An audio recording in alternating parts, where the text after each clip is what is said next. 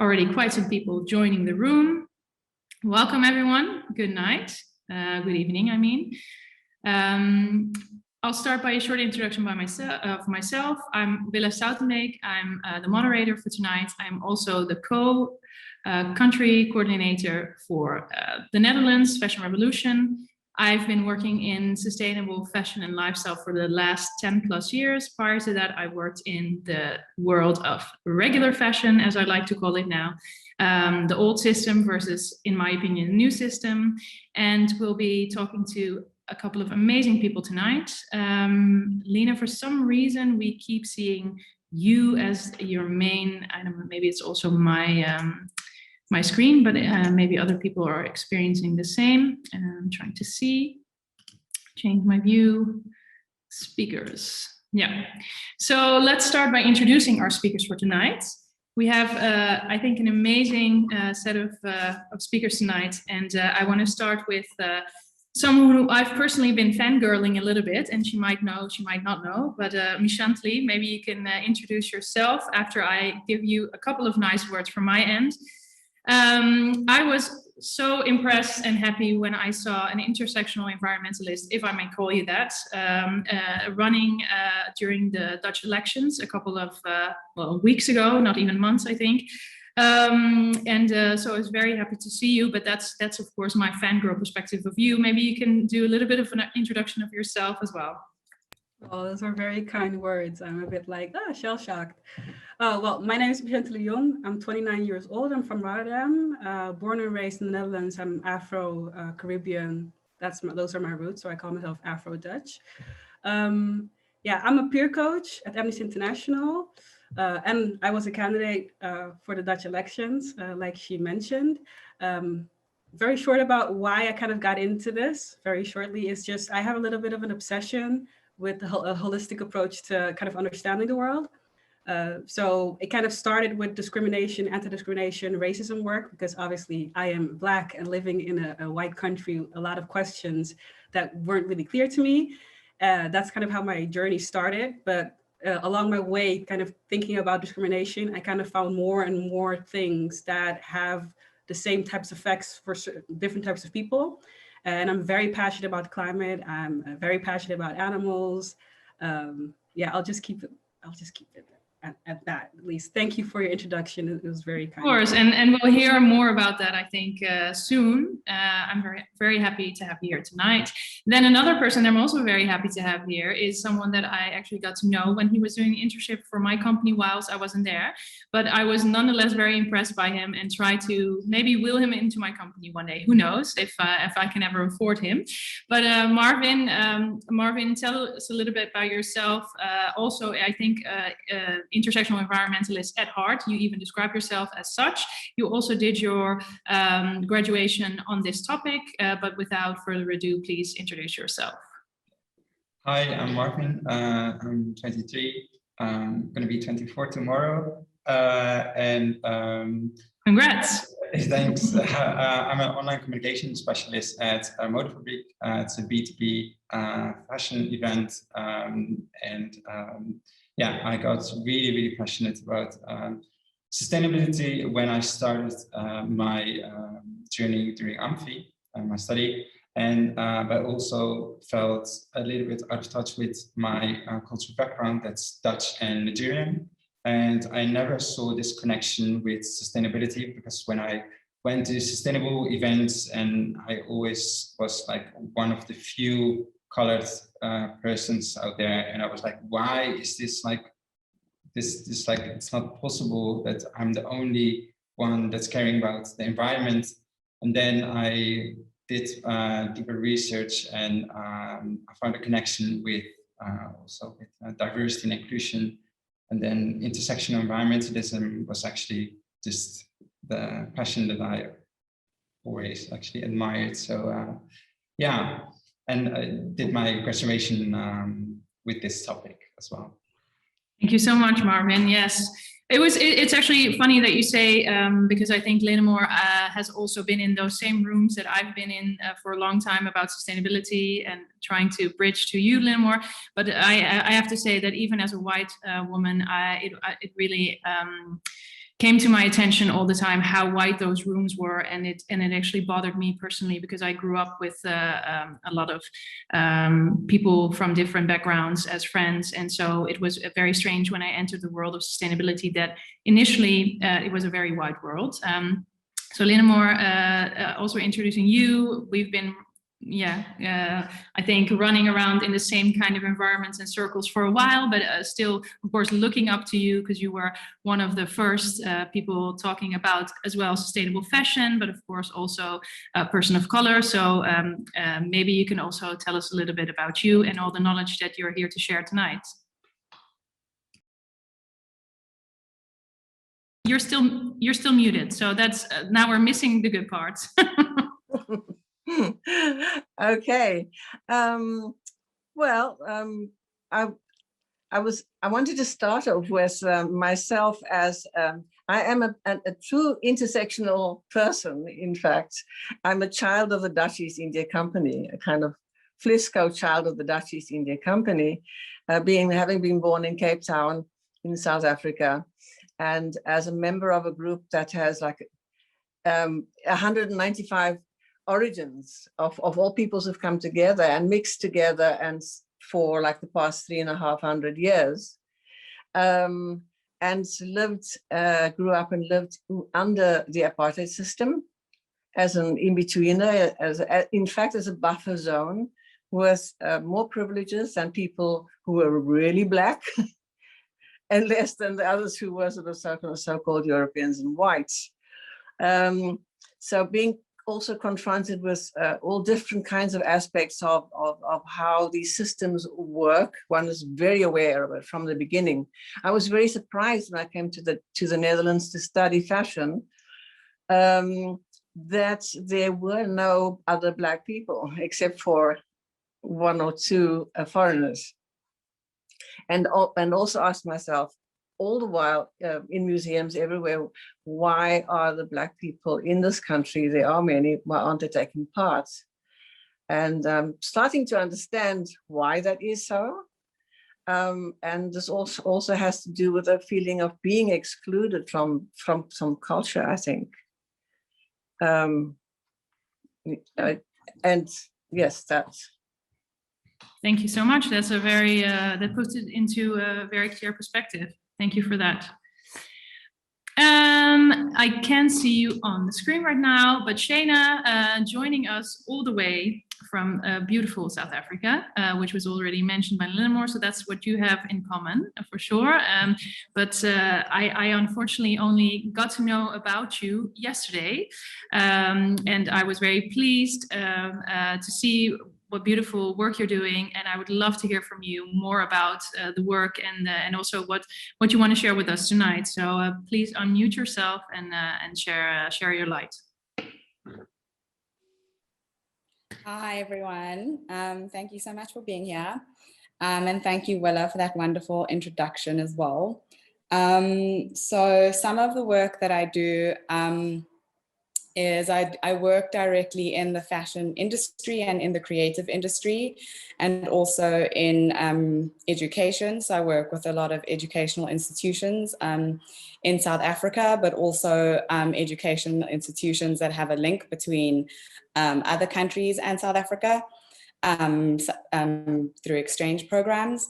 And so the work that I do in the industry really focuses on a theory called conscious capitalism. So I work with companies that work very consciously and in a fair trade way, create value for everybody in the company. So their employees, clients, customers, stakeholders, making sure that everybody is paid adequately. And I work with those companies to create marketing, communications, and creative strategies to really communicate their fair trade values.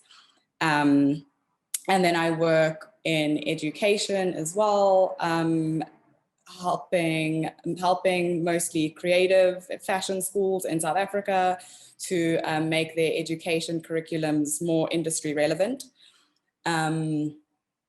And as you probably know, I'm also part of the research collective for decoloniality and fashion, where we, one of the big projects that we work on at the moment is we do the conversations on decoloniality and fashion once a month, which is very much similar to what we're doing tonight. We discuss decoloniality as it's been unfolding for the past decade and how it converges with fashion. We're doing, we've got one symposium coming up in June. And we've also got a conference coming up in Antwerp, actually in October. So maybe we'll get to see each other. And I'm also part of— Would be awesome. yeah, and also part of the African Fashion Research Institute, doing educational policy advising.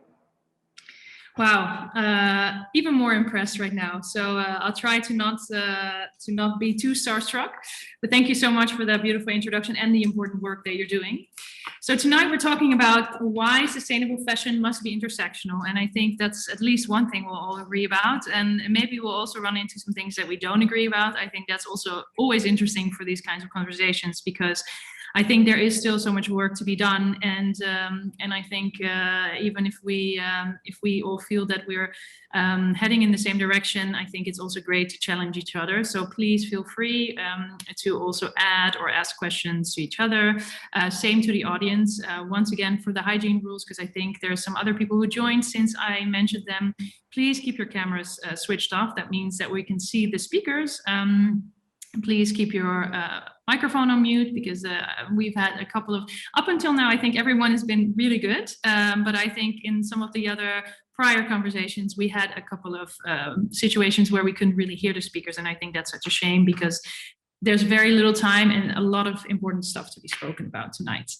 But let me start by explaining shortly, or at least not explaining, but it's just going into the term as it's been being described officially, how we can read intersectionality as it is an analytical framework for understanding how aspects of a person's social and political identities combine to create different modes of discrimination and privilege.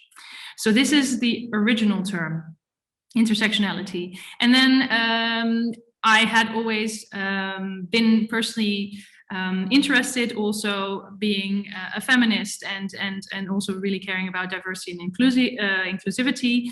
But actually, intersectionality for me really hit that kind of high note when last year, Leah Thomas, Green Girl Leah, I think she's called on Instagram, coined the term intersectional environmentalism, which is described as an inclusive version of environmentalism that advocates for both the protection of people as well as the planet. So that's a little bit of a context, but I think there's so much more to it. So that's also where I'd like to start with my first question. I would like to ask all of the speakers, what does intersectionality mean to you? Because now we've defined the official definition, but I'm sure there's a lot more complexity and layers to it. So I'd like to ask you all, what does it mean to you? And please, whoever wants to start by answering, go ahead.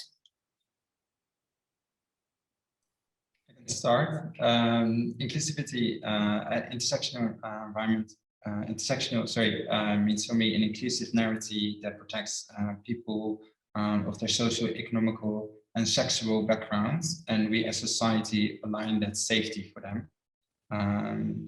Yeah, that's actually just what's if I explain intersectionality, I always explain it in this way.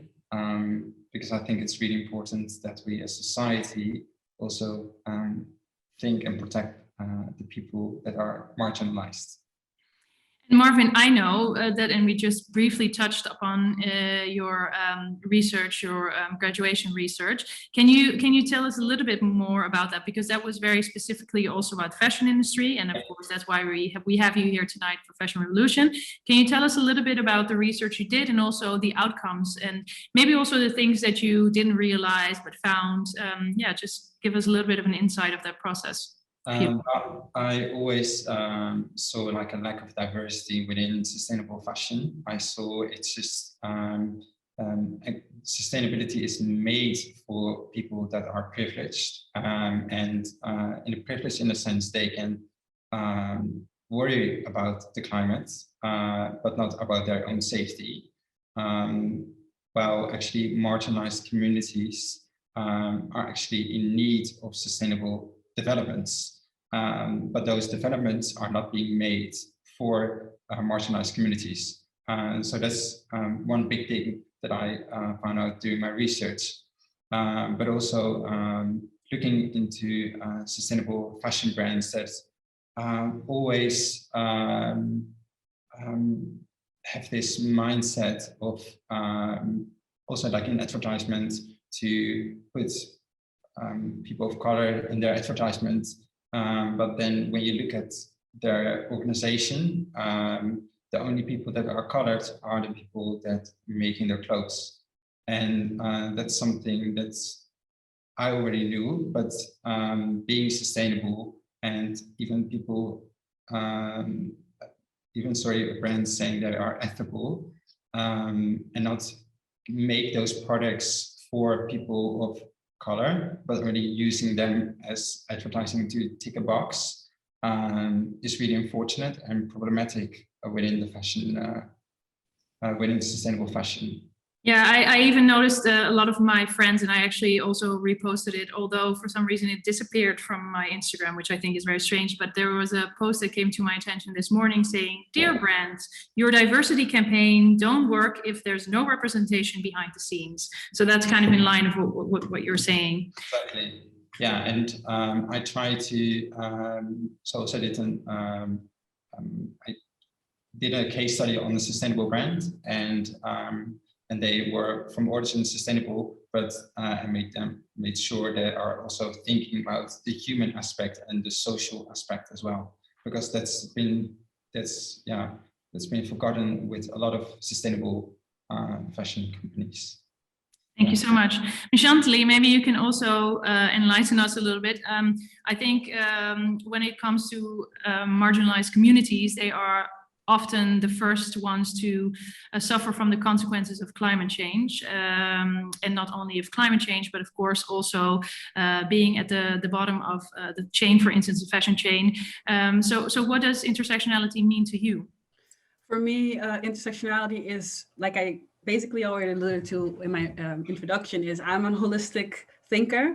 That's kind of also my issue that I had at school. It's like oftentimes we like to compartmentalize things and just speak about things as if they live in their own little vacuum. Mm-hmm. And it's all connected, interconnected with each other. And for me, intersectionality really points to like this historical social basis of a discrimination, of exploitation of peoples around the world. People of color, but even, because here in the Netherlands it's something that works a bit different, people that may be seen as white in an America, but aren't really seen as white within Europe, basically, because it's oftentimes we talk about, of course, people of color, which again are very important. But for me, part of the intersectionality is also recognizing the poor and recognizing that fashion, a lot of places, was never fair. That there was always like a class divide, even here in the Netherlands. Like we exported clothing to other places, but people from here really didn't have the money to buy clothing for a very long time. So intersectionality for me is basically recognizing all of those different factors within the context of basically the global world and our history together and histories of societies, and seeing how these things work off of each other and basically expound and make the problems that we already have so much more difficult to kind of solve. It's basically seeing things in its complexity and seeing us as human beings within our ecosystems, but also within our cultures and everything, and seeing how everything works together. Yeah, that's kind of what we've lost as humankind, right? We try to also, I think, see people as individualists, and of course there's also an individual side to everyone, but then of course in the end we're also all part of the same bigger ecosystem, although we kind of try to place ourselves on top of that ecosystem, and then not to even speak about within humankind how we've also created this construct that also puts people at a certain position. So I think, I think it's super interesting, and that holistic approach. I remember talking about that 10 years ago in my company, and a lot of people thought that I was talking about yoga shit. But I think it's really interesting. That's how you approach things, because I personally also think there's a lot of solutions in looking at things like from a bigger perspective. So thank you so much for that. Linnemore, I think you wanted to also, because you said something earlier when we spoke to each other, intersectionality, yes, we can speak about it, but actually we should first address something else. So maybe you can go ahead and tell us what your thoughts are. You're still on mute. Maybe you should leave yourself. I can't multitask. I'll be very quiet otherwise. My thoughts went to the systemic systems that precedes the kind of thought that we're wanting to move into intersectionality, which is quite which is new again, which is new in the modern world for us, because what we've been living with is a system of dualism. And thinking about the backgrounds of the system that we've been living with that has caused this kind of destruction, I'm thinking about the chicken and the egg, about ideology. This ideology as the handmaiden of the capitalist system, or is it the other way around? So if we're talking about companies, we're talking about business, because fashion is business. It's creativity, but it also is business, and you deal with the whole world, and it's and we've had like 500 years of a growing consumerism, and which has to do with trade. But what is behind the thinking? What causes this sort of thing? I was thinking back, and maybe one of the oldest things is misogyny. And if you go back to Greek democracy was a beautiful thing. Democracy is a beautiful idea, and but it only was for the happy few, the men and the upper class, and all the women also of the upper class, and the slaves that they had, and the other peoples. They weren't part really of the democratic system. And if you move on, and one of the big turning points in our modern system was Descartes, and in the 17th century, in his concepts of mind and matter, this construction, which is a subject and object, mind and matter, it's called the Cartesian dualism. And so it created the world, which was actually sort of one kind of whole, brought it down to two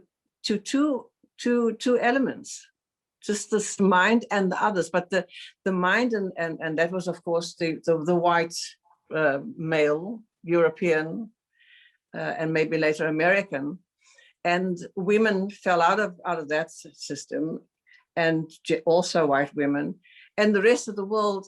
And everything that was became part of matter, that was like an extended rest of the world. This caused this hierarchy and the sense of domination of the mind above the rest. So it turned into a kind of something like reason above and the rest below. And the rest below were the objects to be owned and exploited, causing a dehumanization and a denaturalization. So that's very strict segregation. We moved into the age of enlightenment, which is called the age of reason. And this reason gave way to a scientific revolution and the industrial revolution. And the industrial revolution, as we know, was the start of or at least the fashion or fashion clothing was right at the beginning of the Industrial Revolution. And the English that started in Britain, so the British poorer people were also being capitalized on, and also the environments. And this dualistic way of thinking of we can, because we are the top of this pyramid, and the rest we can use because they are not really truly human. Social Darwinism was called into play, as it was called, which gave a kind of biological justification, and then you had race coming into the whole thing. And this dualism is actually, as I said, is a reductive system, while intersectionalism is in fact multifaceted. Yeah, it was coined by Kimberly Crenshaw. I think it was in 1989 that she coined this term, and it derived from feminism, or it came up in the feminist movement, which was up until then predominantly white, of course. And maybe that's something that Shana wants to touch upon. Is that something that you can tell us a little bit more about, and also going into your work? Sure. I'm so glad that, Lina Moore, you brought in so much of the history, because I do think it's important to contextualize, how so much priority has been given to reason and rationalism and mind, because these are all of the things that essentially fit into, as you said, the Industrial Revolution, which gave rise to modernity, which fits into colonialism, which are very important theories and experiences to understand. But so Willa, like you were saying, intersectionality grew from Kimberly Crenshaw's work. She was looking at a trial at the time of a Black woman who was sexually assaulted by a Black man, and being on this trial, I forget the name of the woman who was on trial now, but it will probably come to me in the next hour and a half. Lina Moore, if you remember, you can, or if you know, you can let me know. But basically, yeah, in discussing this trial, there was an issue because this woman needed to both be, needed to somehow be seen as being loyal, as being a Black person, but also being loyal as a woman. So, that's the experience of intersectionality, where you're really caught between these two conflicted worlds. And so I guess in what you're referring to in my work is in my thesis, I sort of addressed this in my master's thesis, because I was looking at how, Kimberly Crenshaw's definition of intersectionality spoke about the experience of being both Black and being woman. And she gave rise to all of these different forms of intersectionality and experiences that can exist, which become intersectional. And so the case that I was looking at was a case that happened in South Africa, where a woman was sexually assaulted, raped by, by a group of men. And she then was kind of vilified for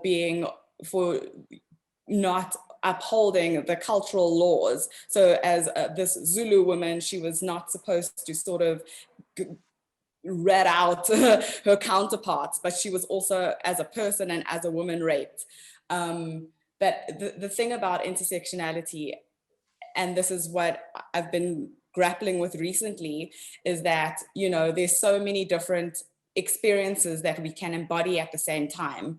And what I've been really thinking about even more so is that, when we ask ourselves to explain who we are, it always comes, or to give, and so one of the big conversations and topics within the discourse of decoloniality is positionality and space, and what position and space do you hold, and what different positions and spaces do we hold, right? So that can become a little bit intersectional with the many different spaces that you hold.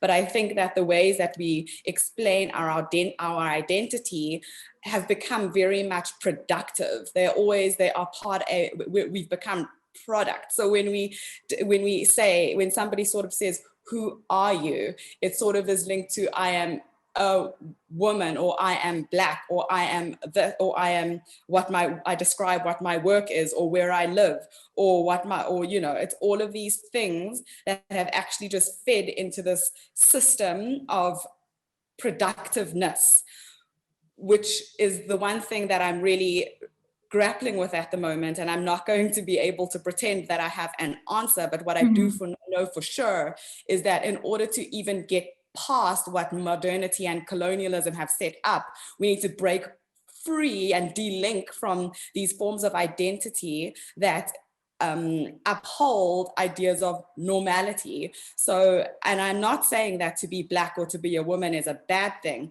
I'm just saying that it sort of upholds the idea that there is something that you are not. And so when we think more about our identity, or when I come to think about my identity, those are not really the things that I am. The things that bring me to my work, to want to strive for social equity and to strive for fair trade it has everything to do with how historically I've been labeled, which is why it brings me to this experience. But it also has something more to do with the fact that I believe in, equality in a sense. And so the real trauma of intersectionality is how you can be sort of subjugated and abused and have multiple traumas all at once to recover from and to find empowerment from and to de-link from. So I think that's the way that I'm more and more coming to understand intersectionality.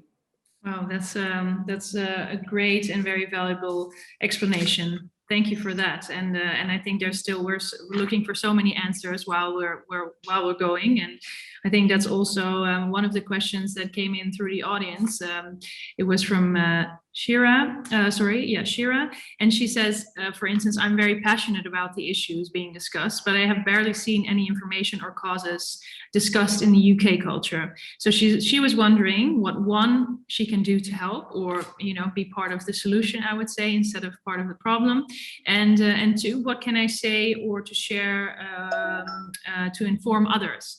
So I think this is something that a lot of people are struggling with nowadays. There's so much information coming to surface, I think, especially within communities outside of the BIPOC communities. A lot of the information that has been known and shared for a long time within the BIPOC community is now also coming finally also into other communities. So is there anyone who wants to answer, maybe has some ideas for Shira, what she could do, or what kind of information she can share? Maybe we can also go back to it later if that's not, because I thought it's a big question. What can you do to help, right? I think it's first, what can you do to help? If I may answer that, I think it's first really understanding it, listening, learning, and then also seeing if you in your direct environment have influence, and also starting the conversations on a really small level. And I think from there on, actually, you can also start spreading really important messages, and maybe from there on, but maybe towards the end of the talk, maybe there's other things. I think let's go into fashion, because I think that's, of course, what connects us tonight, fashion revolution. So I would like to also see, how does intersectionality play out in today's quote unquote, or maybe in between brackets, sustainable fashion. So let's see, like, how does it play out in fashion, and how does it play out in sustainable fashion? Because I think ideally, of course, if you look at the word sustainable, because Stephen even said something about that, sustainability, and Stephen is in the audience as well, he said sustainability does mean including all the parts of the process of creation. So in essence, of course, sustainability would be seen as something that would include, but as we see, and Mark has already explained, unfortunately, that's not so much the case. So maybe Michantely, can you share something a little bit about how you see it out, or how you see it playing out in fashion? What I see happening when it comes to sustainability is what happens all of the time. When you have a system that's in place and wants to reproduce itself constantly, it takes out the things that it can use and leaves the rest at the wayside. And within the conversations that we have on a more larger scale with bigger companies that usually get a seat at the table when we talk about sustainability, even though they were part of the problem and have been and are still part of the problem, it makes it that this thing that means so much more, sustainability, because we don't even talk about what it actually means. Like, I'm very much about looking at words and really describing what do we mean, instead of just hoping that people will infer the information from it that we want them to get. So or marketing term, right? Because a lot of people are using these terms as marketing terms as well. Exactly. So the whole of it, from why are we even doing it? Who is supposed to help? Where does it come from? And why is it something that's now here? And also recognizing that in the past, people used to already work in sustainable ways, because this global market that we've basically all accepted is a cultural thing coming from a certain subset of the world. Not to say that everyone else wasn't doing things that weren't healthy to each other or in close proximity to each other, but something of this scale has never happened because it was just impossible to do so. So also kind of talking to the point of the Industrial Revolution, there you kind of see this uptake of the extraction of resources, of cotton, but also the extraction of labor from people all around the world to benefit a small group of people, which we call white. And I think a very important thing when we talk about this is that I'm not talking about whiteness as an individual, white people. The same thing when oftentimes you hear white supremacy, you think of individual white people. No, we're talking about structures. Things are bigger. So we're talking about a micro thing and not necessarily a macro thing, not a micro thing. And this is what it uses. Like, we live in a system that's very smart into taking things that it can use to protect itself, and to keep moving forward. So like you said, it's the greenwashing itself makes that people don't even think about sustainability being more than just making things that are CO2 neutral. It's having sustainable ways of interacting with each other, not just with nature, but as a world, as a globe, because we are kind of a globally connected world now. Sustainable ways of doing that, also sustainable ways of interacting with each other. So it's kind of bringing back the human cost in it too, because now you can really see that people are very concerned about the environment and the climate, because that they understand that, oh, I am part of the environment, and if something happens, that would do something to me. But you can still see again this individualistic way of just being concerned for yourself and people that look like you, instead of this solidarity that we've kind of missed over the last 100 years. And to be honest, we didn't have before either. So we'll really have to kind of think of new things, like literally things that didn't exist before. Get rid of things like class that can't really exist in a sustainable world, because eventually we'll come back to a point that we're at now. Even if we fix everything now, then we'll have the same problems again, because there is no balance to be found. So this whole thing, just to make it very short and concise, the true meaning of everything beautiful that comes from like social movement is always kind of broken up piece, and the pieces that the structures can use, they incorporate within themselves.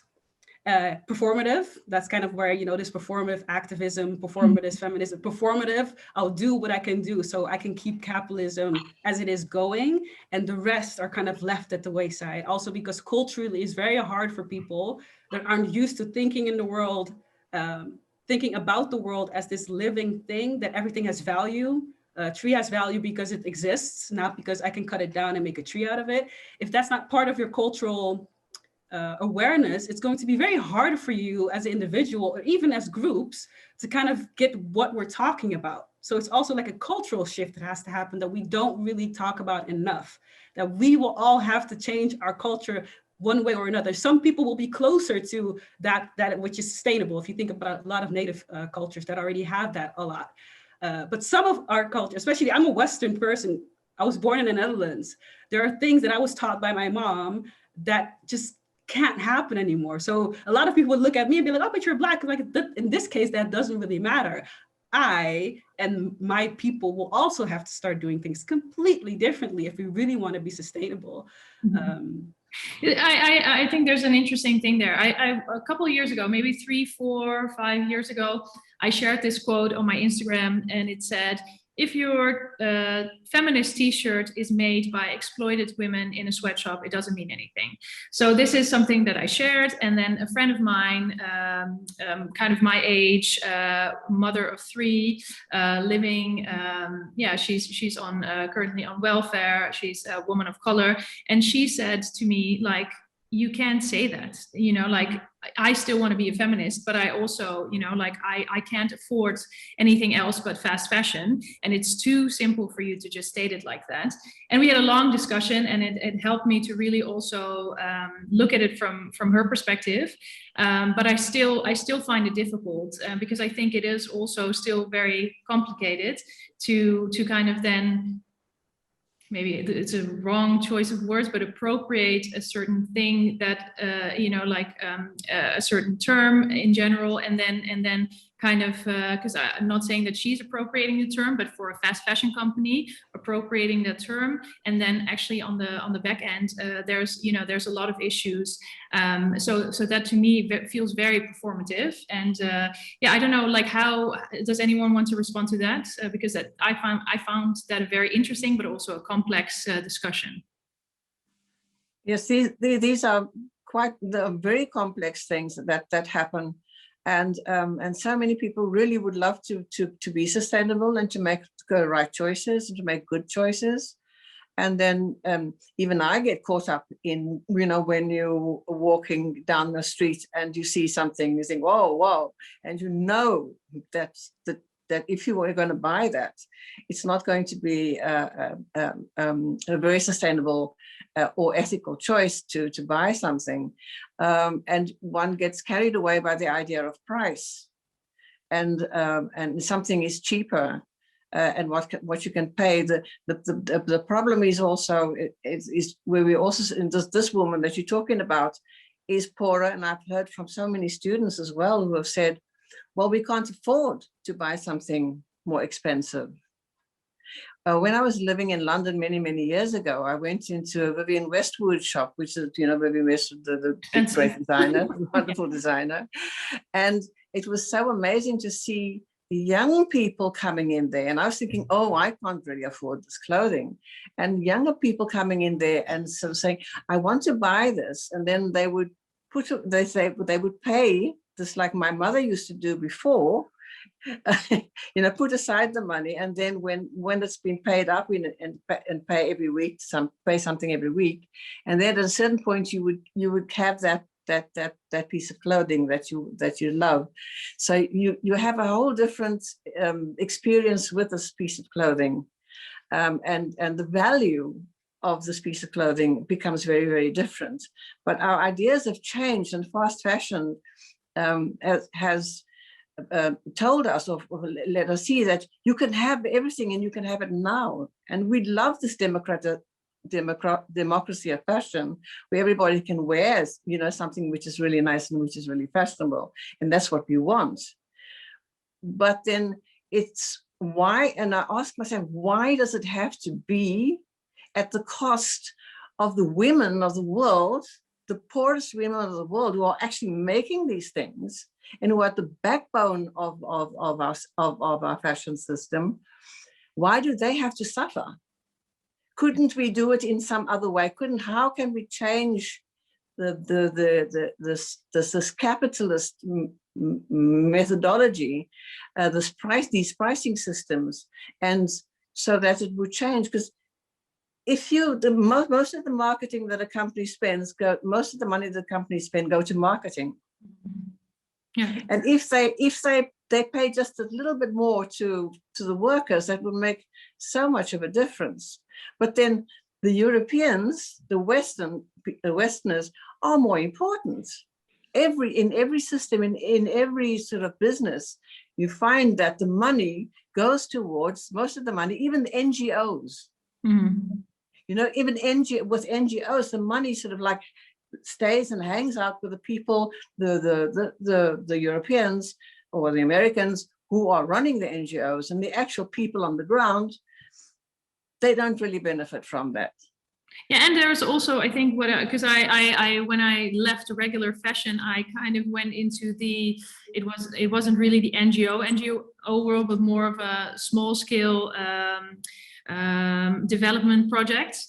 But what I found very difficult, which I think is also a construct of well, actually maybe a construct from colonialism originally, but it's kind of taking something from a part of the world and then leaving them in a very difficult situation, and then going back and saying, oh, but we're very willing to help you, here you are.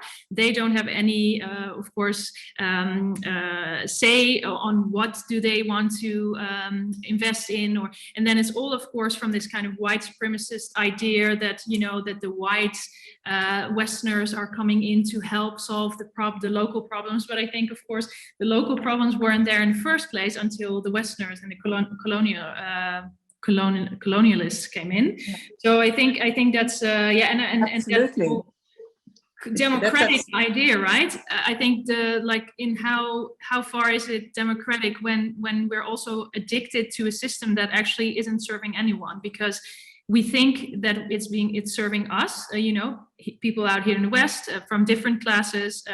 But in the end, it leaves us with nothing. It leaves us with a really big waste problem, which leaves our environment in a worse state. It leaves people in situations without a choice and not being able to afford a living wage.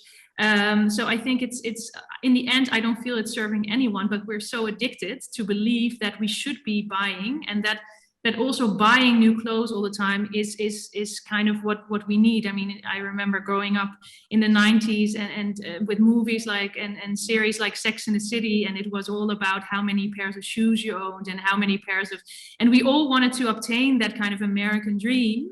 And that would, you know, that would be then defined as the ultimate goal of happiness, which of course I think we all know isn't really the case. But can I add something to that? Yeah, another group, because actually for my thesis, I actually also did research into the fashion industry because I've worked as a model for a couple of years in the Netherlands. And I was really surprised because I was doing it for a smaller brand who made to order garments, but they were really expensive. And of course it made sense they were expensive, but they were very like high end fashion. So they were really not really things that normal people would wear.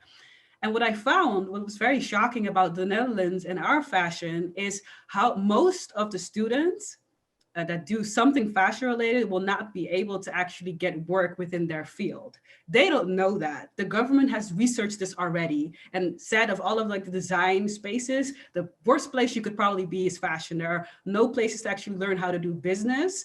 In Rotterdam itself, even things like fabric, we don't even have a good fabric stores for students to go to. So what we also get is, because we don't have solidarity with other people that look different than us, people who do look like us, and I'm talking very white right now, I'm not white, but you understand what I'm saying. People who live here, young people who live here actually want to do something, want to work together, they're not even helped. And because of all of the H&Ms and all the Primarks, you can literally see it as like that. There's money flowing there and not to people that who want to work in a smaller basis, who want to make made to order, who want to have maybe different constructs for you to pay for things. So the lack of solidarity with other people around the world always comes back to even bite white nations, because that's the whole function of whiteness and white supremacy. White people were not all equal either. There's class-based systems too. The only difference is that people— privilege. Yeah, the only difference is exactly the privilege that was given to certain subsets of white people, and that's more if you compare it to people of color and Black people and Native people. That's in that comparison, they're privileged. But if you compare it to people that own all of these like multinationals in our shareholder economy, because we do also have a shareholder economy, of course, and you see how that kind of divides, that itself is also very lopsided. So this lack of solidarity hits everyone, except for the 1%, even if you may be doing a lot better than someone in a little village in China. Yeah. No, thank you for that. And I see that you're fired up, which I love, because I can see like with the whole group that everyone's starting to really get into it. And I think that's really important because there is a lot of things wrong in the fashion industry. And of course, that's why we're also here in our final Fashion Revolution Week talk. To be quite honest, I think this is something that is not, we're not going to stick with just doing things 1 week a year, because this is something that needs to be ongoing. But we have a lot of questions from the audience. I think honestly too many to all go into. But I think there's a couple of interesting things. We've spoken about a couple of things in our prior talks as well, because Stephen speaks about the effect of dead white men's clothing, how it's being dumped into, of course, countries that are not necessarily happy to deal with all of our waste. That is actually very useless and is also distorting the local economy.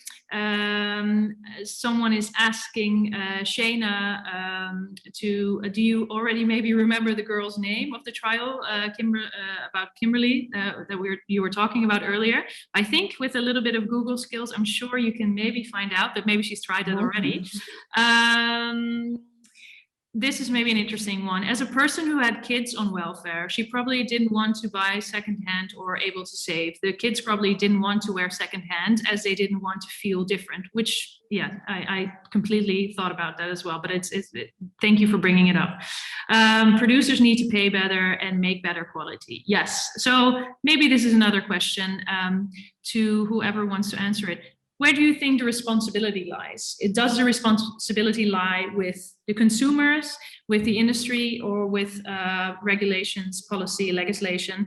I think that's that's something that probably Michantely has a lot to say about, but maybe there's also someone else who can answer that question. Where do you think the responsibility lies? My mantra has always been everywhere. And actually, I found that it was very counterproductive that a lot of writing and talking about sustainability focused on the so-called consumer. I hate the word consumer, the person who buys the clothing, and their responsibility to make better choices, and just to stop themselves maybe from buying or buying less and all this sort of thing. While actually, I think that the producer is the person who is most responsible. Do you mean a producer as in the brand, or do you mean a producer as the producers, the people who make the fabrics, the people who make the threads, the people who make the clothing?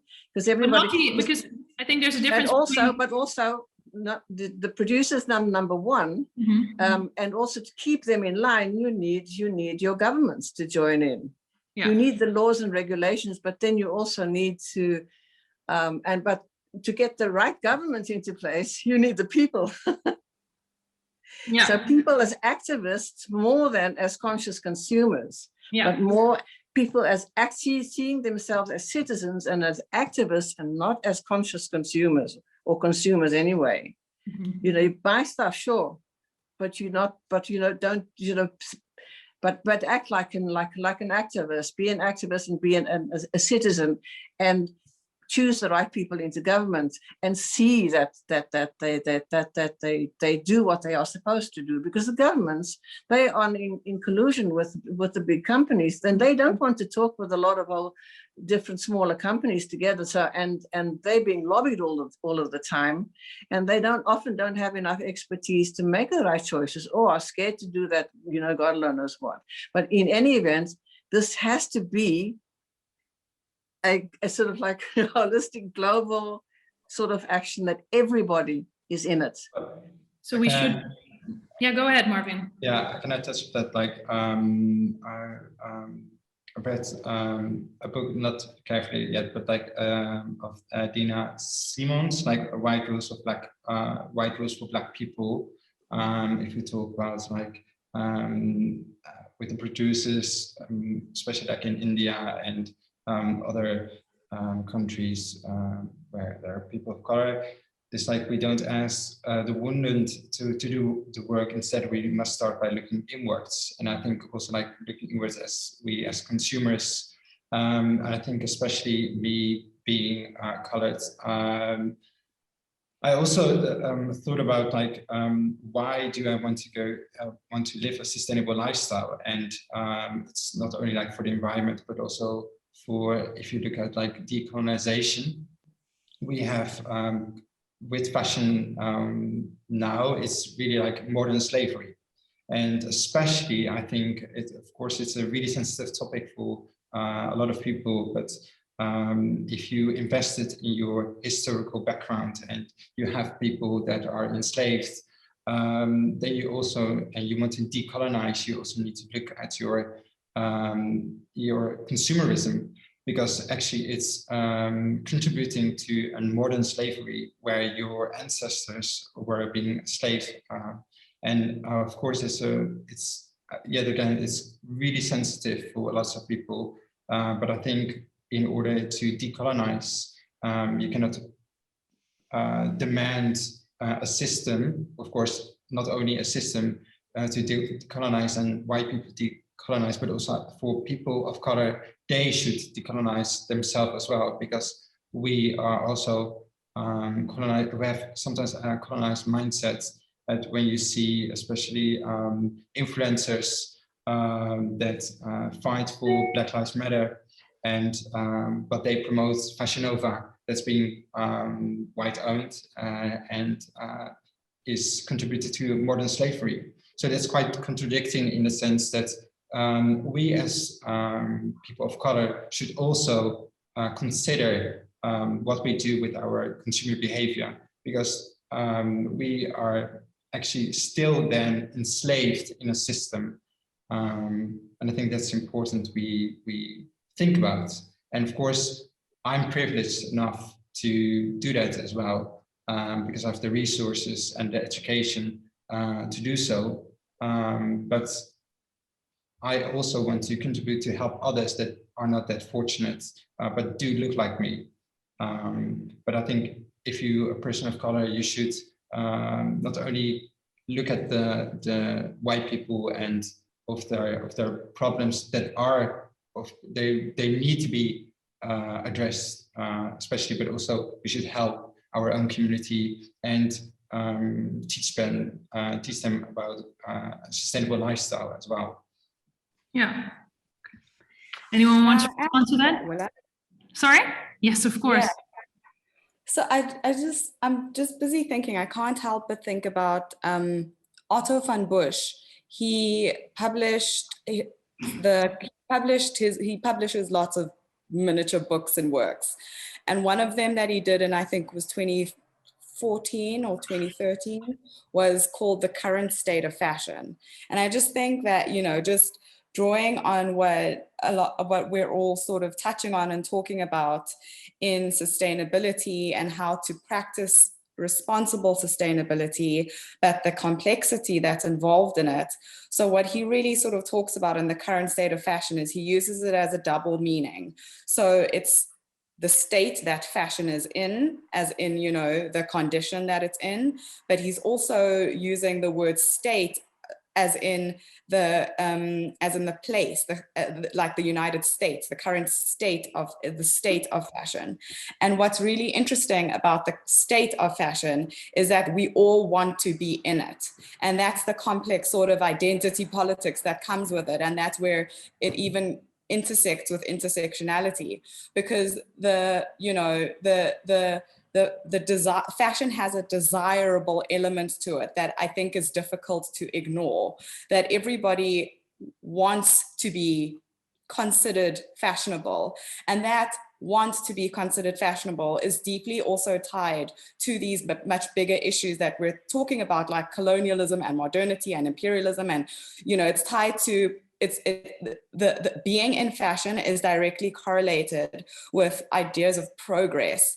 How fashionable you are and how well you're able to conform to what contemporary fashion requires you to be is related to how successful you're going to be considered in the world. And those forms of success are going to be able to edge you forward in your life. And it's difficult to not subscribe to those things.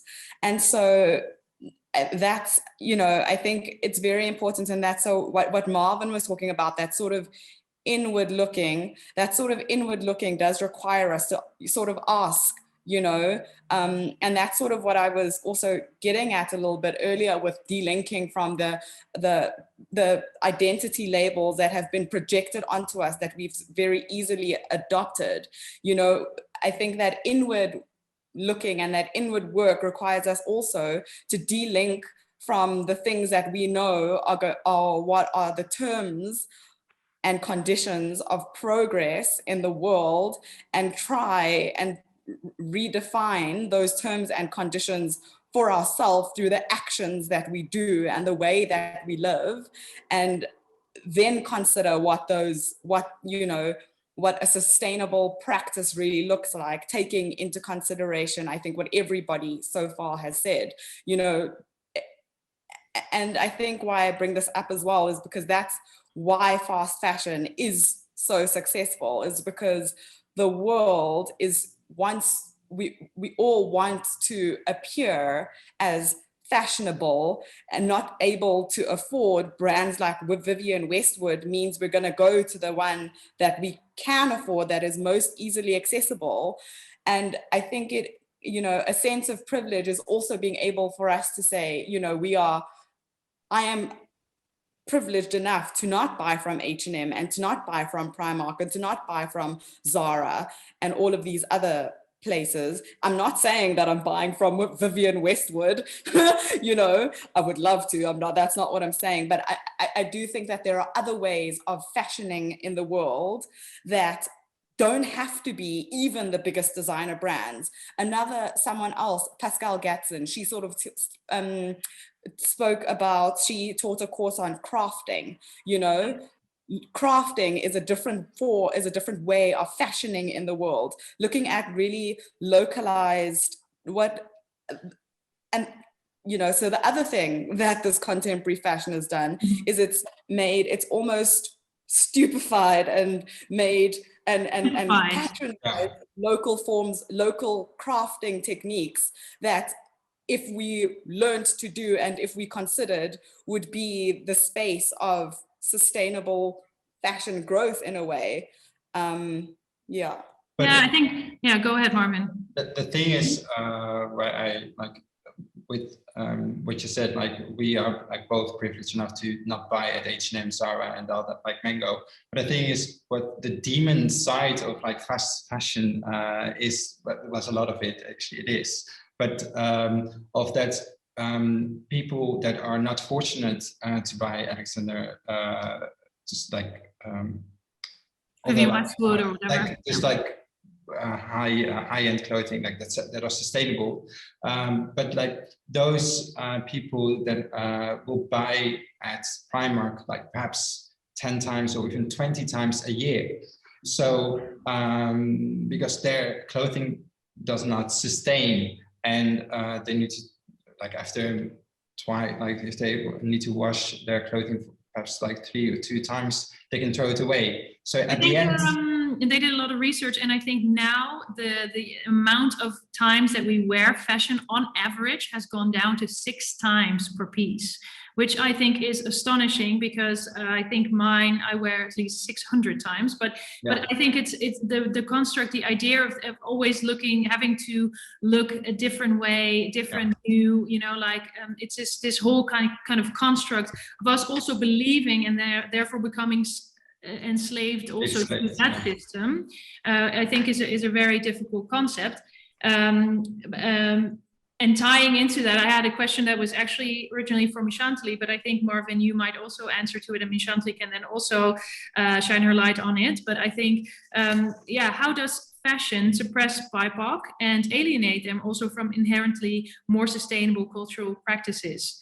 Because I think that's something that unfortunately is also happening. And do you think, where does that come from? I don't like to be honest. I think just if you see what's like Nike is doing, using a lot of campaigns with a lot of people of color, and saying them like you should like be an activist, and but actually not actually doing the work. And in that sense, like I don't really know how to answer it. So to be honest.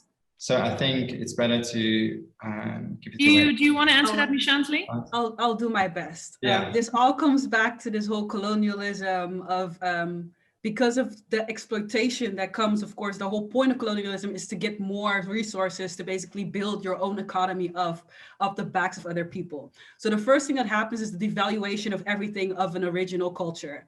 Afterwards, after that is done, the appropriation of those cultural elements by the people in the status quo who actually have the power, so making it part of their culture, and then providing that cultural piece to the masses, cheaper around the world, not with the same techniques, is just a watered down version of what it was. So that's kind of what happens. And what happens for groups of people who are doing things because of cultural reasons, they put time in because tradition asks you to do certain steps. Those steps take too long for the capitalists to do, because it's not about celebrating that piece of fabric or the clothing as part of culture, seeing the value of it. That is not something that you throw away, but something that you keep and you give to a next generation, or you may let be tailored to by someone else in your village or in your in the space that you are. All of that goes out of the window. So this all comes back to, and that's why it's important to really keep the history of how we came to be here in the backs of our minds. And it all started with basically stepping on all of those cultural practices to devalue them, because the whole point is to upset the balance of power, because it didn't start with the West having all of the power. The West had to actually trade with people on basically equal terms for a long time. With China, place in Africa, like Western people went to China, for example, and they're like, we want this and this and this and this. And the Chinese could say, no, because you don't really have anything we're interested in. After that came the violence because, technological development, guns, the Chinese people were basically crushed, and then they were forced to let the Westerners basically dictate how things would go. And that's a very big part of it. For capitalism, it just can't be too cheap, has to be cheap, has to be fast, because all of that money has to flow to certain groups of people, and it has to be everywhere. Like one of my biggest issues with fashion is the fact that H&M is everywhere, that I have to see 12 different versions of H&M everywhere in my city. Every time I think, like, what if we just had one version? Or matter of fact, what if H&M just stayed in its own country and let every other country develop their own brands? What if that happened? How different would the world look then? Then you could have people in India have their own companies and maybe be like, oh, I want like a piece of what I have. Would you like to have some? And then you have more of like an equal exchange. But that all is broken because of the economic system that we have right now. Would you consider H&M colonialist? Yeah. And the greenwashing that they do, it bothers me so much. But it's also like with the techniques that like indigenous people have creating their clothes is, we now talk about sustainability and everything. Sustainability is, like, me looking at it, is just a westernized world. Well, actually, indigenous people are way more sustainable. They nurturing their environment and also making their own clothes. They do it in the most sustainable way. And if you look like Mongolian tribes there, when they use like everything from animals to eat to keep them warm, but also build their houses and everything. And we say as Westernized people, oh, you're not going to use leather whatsoever because it's not sustainable. But I think we can learn a lot from the people that are still like indigenous and using their craftsmanship to keep their environment safe and protected. I think we as Western people can learn from it and not steal it. What you already said. And even I think a lot of these really important techniques and crafts are being lost because we all kind of stamped this idea of the Western European American dream, right? That's the thing. Is also I have a little bit like a half love-hate relationship with Flisco because it's a Dutch company, but also looking, there's so much more, and people see like Flisco as, oh, that's African and that resembles all Africa, but like there's so many techniques and prints and diversity within countries in Africa, and that's not like Africa is being seen as a country, but it's not. It's a continent, and there's so many different patterns and knitting and everything. It's just amazing, but it's not being seen as much. What is then your love part of Flisco? I would like to know. Well, I think it's also my. The way that I'm raised, seeing all the women being dressed in Flisco, that's just, I think it's a good memory of my childhood as well, seeing those beautiful women dressed. I think that's the love of it, like growing up with it and seeing them flourish in those garments. But just to see like Dutch Flisco and seeds and everything, and even like even Dutch companies using Flisco as a brand. I'm not going to name, I'm not going to call out names, but there are brands in the Netherlands use Flisco and then make it more like westernized. I think that's such a pity of the brand as well. So yeah, that's my opinion on that. Can I add something real quick, very quickly? Yeah. One of the biggest issues that we kind of are facing is this class, the issue of class and the people's worth being connected to the class that they're from. This, of course, is a historic thing that you can see all around the world, basically. But of course, the way class was basically structured in the West, with with lords and kings and queens, in a way that they got to wear different types of fabric, they got to be like this, and people from different classes had to look and ogle them and somewhat envy them. And fast fashion gives basically normal people a way to feel like they're part of like this important class. This is something that it's not something that we're very aware of, but this is where this whole thing, but I can't buy a lot because I don't have a lot of money, but you buy, like Marvin said, like 20 to 30 things, 20 to 30 shopping sprees a year. You could condense that into 5 and buy things of quality and then have them tailored, because in the Netherlands, we have a lot of tailors still. They're struggling and they should actually be supported a lot more, but we have them like Turkish, Moroccan, from different African places, but it's not normal anymore. But then you come back to the economical aspects. People have been trained, have been taught, and have been misguided into thinking that everything should be cheap, that you can get everywhere on the cheap. And that devalues, because even if you buy something from Primark, and by the way, products from Primark or from H&M can be made in the same factories in the Far East, where much more expensive brands are made as well. And this is what I know from from people who do research there. So and it is not necessarily so that more expensive brands and even the high-end brands of the couturiers are that they're more sustainable. It's not necessarily so, because they could also work on systems of slavery, enslavement and misuse of labor.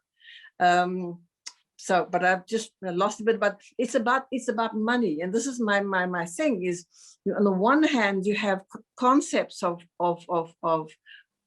what value is, what is of value. And on the other hand, you also have the people who are the economics, the capitalists, and how that system works. And the one is keeping the other enslaved.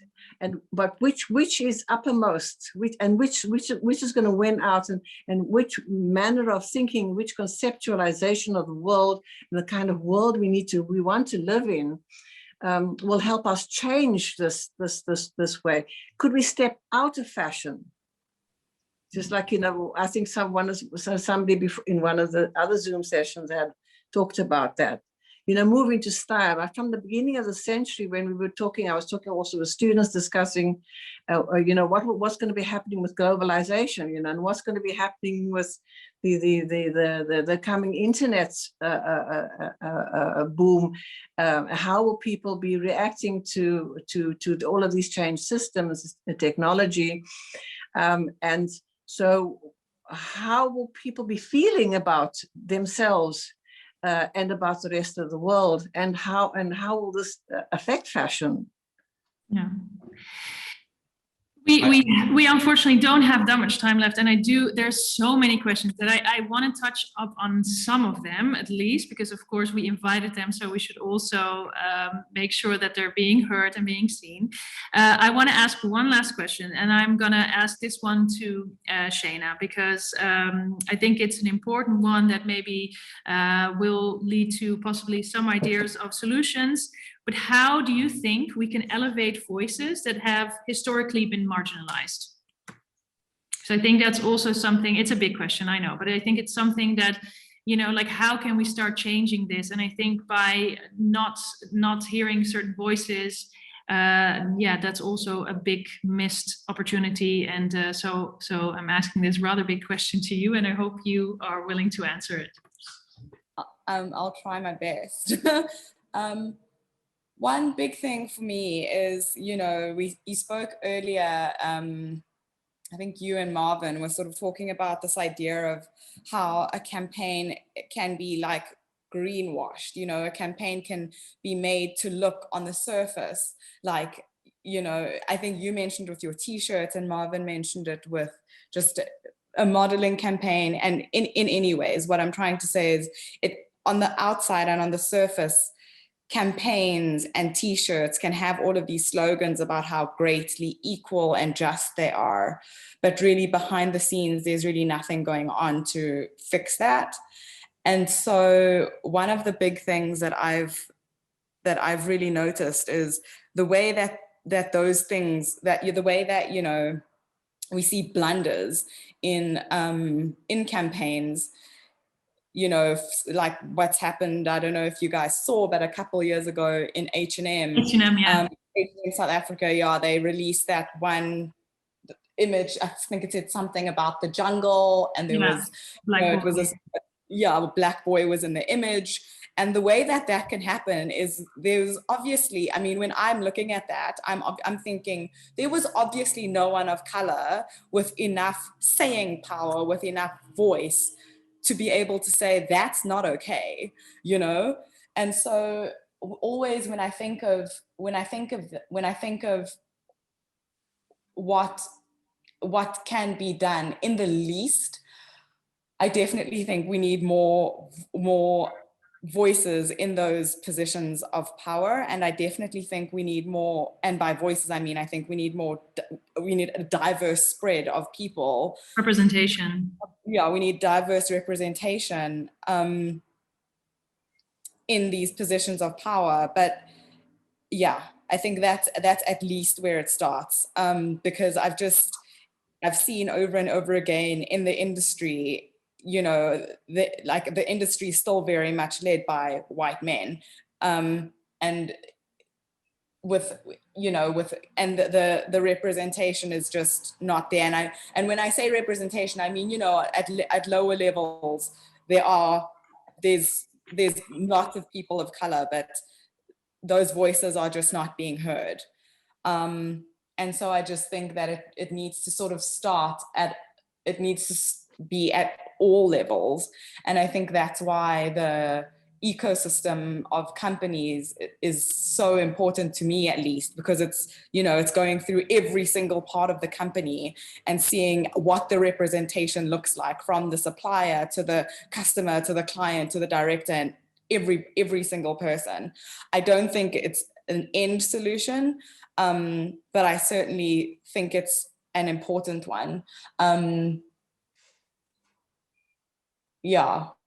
Thank you so much. Wow. Thank you so much for elaborating. And I think there's so much more to be told, and I would love to continue for another 2 hours or 20,000 hours of talks, but I think we only have a few minutes left and a whole lot of questions. I think, Stephen, you are very active, which I love, and I feel so bad that we can't give you more stage than you deserve, and therefore I think maybe we should you should reach out to us and see if you can join us on stage one day, because I think you have a lot of things to say. And I think what Stephen and some of the others also refer to quite a lot is repairing as a system. And I think that actually ties in with the craft and understanding the value of things, and just, you know, making sure that something isn't just immediately waste, but what can you do with it when something tears, when something rips, when something's too big, when something's too small, what are the solutions? And yeah, I was raised in a fashion family, and that's really how I was raised, also to value, you know, to also repair myself. So I do a lot of repairing myself, and I have a son of 3 years old, so like I'm literally, when his clothes, like I try to invest in sustainably made clothes, and I also make sure that whenever there are stains on it, that I actually go, before I put it in washing machine, go with some olive soap and try to, just really taking care of the pieces, and just evaluate, just seeing the value of what they can actually offer you in the long run if you also take care of them. So I think there's definitely a lot to be said about that. A lot of people are saying thank you to all of you. So a lot of people have very much, I think, appreciated everything you've said.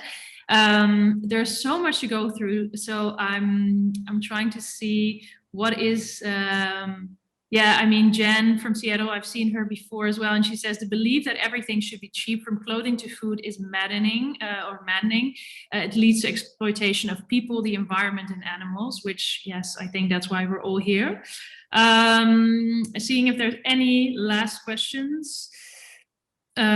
Year without buying clothing came from Jaspal. I hope I say it right. And then I think Michantely answered that she didn't buy anything new for 3 years, which is of course really great and also very inspiring, because I think I did that myself when I started going into sustainable fashion, and actually it opens your eyes to becoming a lot more creative with everything that you already have, right? And also altering it, or maybe dyeing it, or doing stuff with it. So I would then, I don't know, there's so much, but 6 new messages. Well, a lot of compliments for everyone. So I would love to then, we have 4 minutes left, so 1 minute per person. If you would all maybe want to end with some closure words, maybe with some optimism, of course. If you don't feel that, you don't have to express that either, but maybe just on a good note, or something that you took away from this, or that you want people to take away from this. I'll start with Michantely, because you opened the night as well, so maybe you can share some closing words with us. Yes. So I always talk about, it's not about blame. It's about feeling a sense of responsibility and solidarity with your fellow humans, your fellow animals, and the environment that we live in. We are social creatures. We are an animal as a human being. We're the last ones of basically the human kinds. So let's all make sure that we can keep living on. Secondly, in politics, they don't know what's going on. They really don't. They usually come from places like multinationals. That's how they get where they're at. So a very important part of it, of course, is being self-aware, try to buy less, reuse, repurpose, give it to someone else. But also look at who you're voting for, what are they for, and look at it from an intersectional, holistic lens, and not just 1 or 2 things that are personally just important to you. We all need to be, or have, more solidarity with each other. That's the key for us to fix things also going to the future. So thank you for having me. Thank you. Some beautiful last words. Thank you so much. Linnemore, do you want to share some last words with us? I was afraid you were going to ask me right now.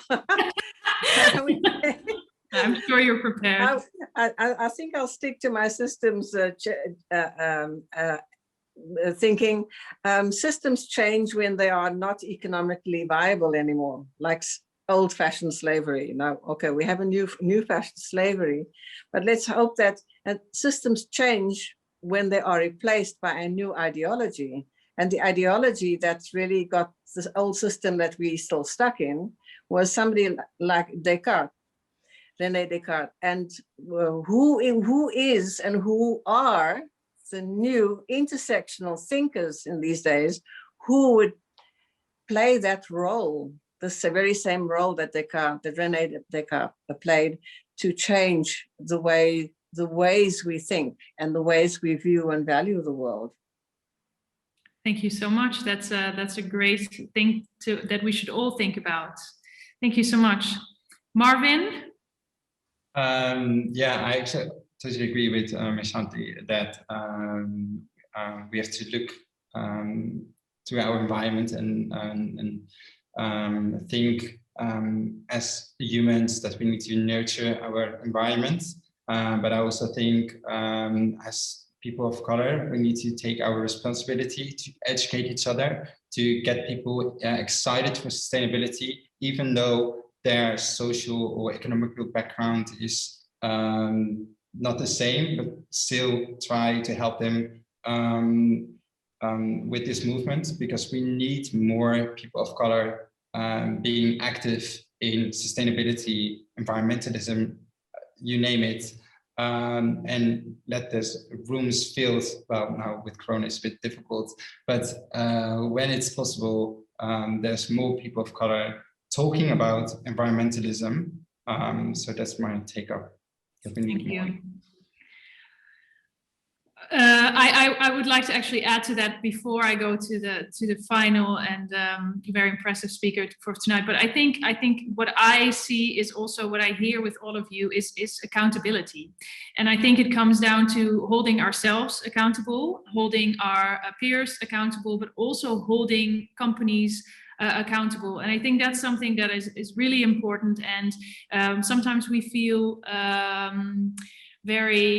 sometimes we feel a victim of the system, and sometimes we feel like we don't have a voice. But like you said, Linnemore, when a system no longer is viable, then also that's when it will be replaced. So as soon as we stop buying and start to hold companies accountable, I think that's also when things are able to change.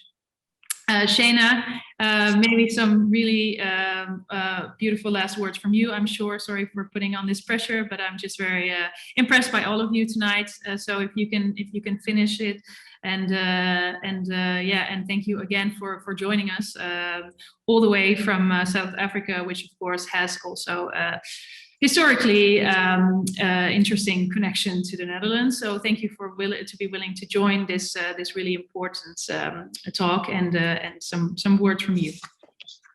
Thank you very, very much for having me. It's honestly been very insightful, very interesting, a pleasure to meet all of you, and quite an honor.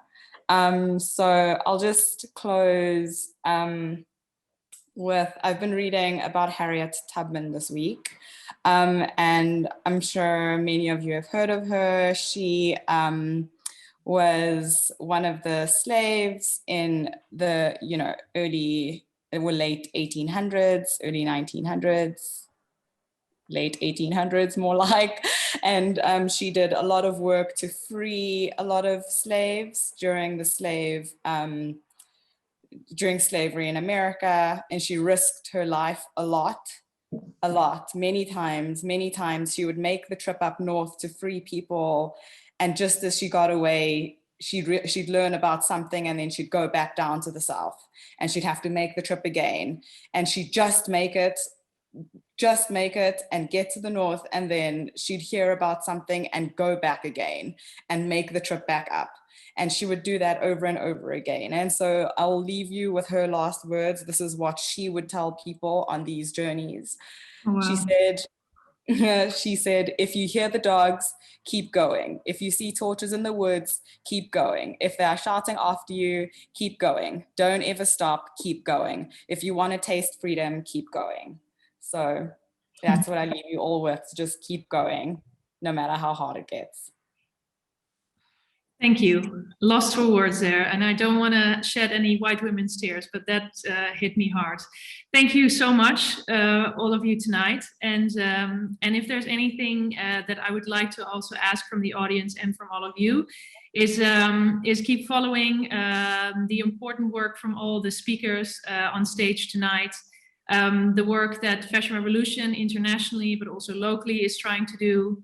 And I think we need to organize a lot more of these kinds of rooms to talk and find each other and see how we can connect and how we can unify to make sure that we will have at some point the impact that the system deserves. So thank you. Follow us on Instagram if you want to stay updated on everything. You didn't see her because she was my fly on the wall tonight, but Lena, thank you so much for everything. Without you, I couldn't have set it up as beautifully. And thank you also, I hope you're watching, and otherwise you'll see this in the recording, but thank you so much to the Fashion Revolution Netherlands team. We worked our asses off, and by we, I also mean especially you and all of us, because we worked really hard, and I'm very proud of what we've been able to do in a very short period of time. Thank you so much, and let's be in touch. Don't be strangers, and have a beautiful night. Thank you.